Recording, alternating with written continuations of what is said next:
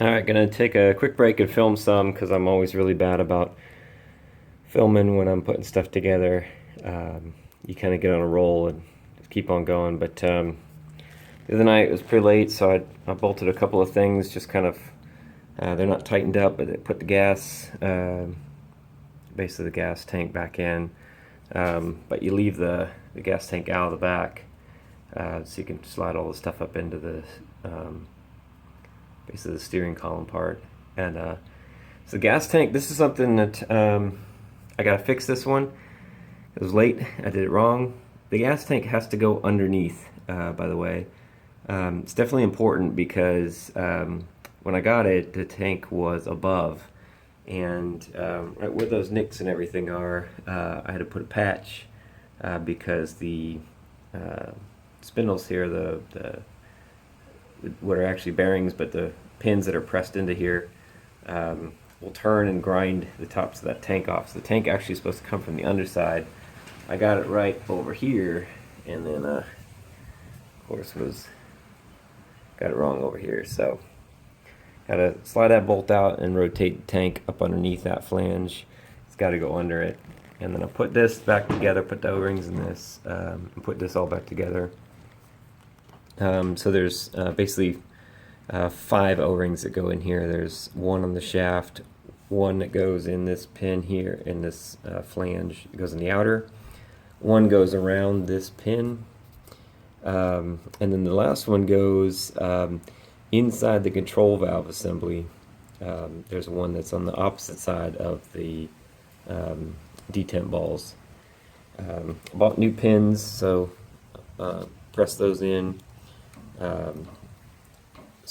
And you can tell all of my stuff's pretty sloppy from years of use. So yeah, this keeps the pin in there since everything's pretty wobbly. But so my steering's pretty loose.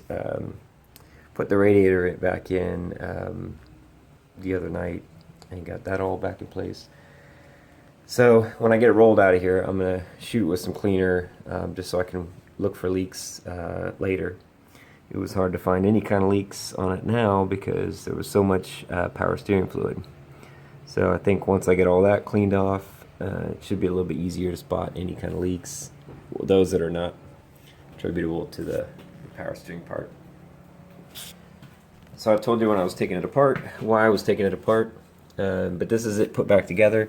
So this is the piston seal up here, which does not have any kind of seals or anything around it. It just sits on this piece. This is the top steering gear part. That just sits on top of the shaft part.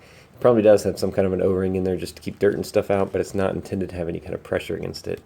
Just kind of loose oil, so that kind of forces the fluid out. So that's where mine was leaking. That's why everything was so greasy, was that it would basically come out up around there and it would leak all down this when it was running. Of course, the radiator, the fan's really getting it, so it pulls the fluid right on through the radiator and then distributes it across the rest of the tractor.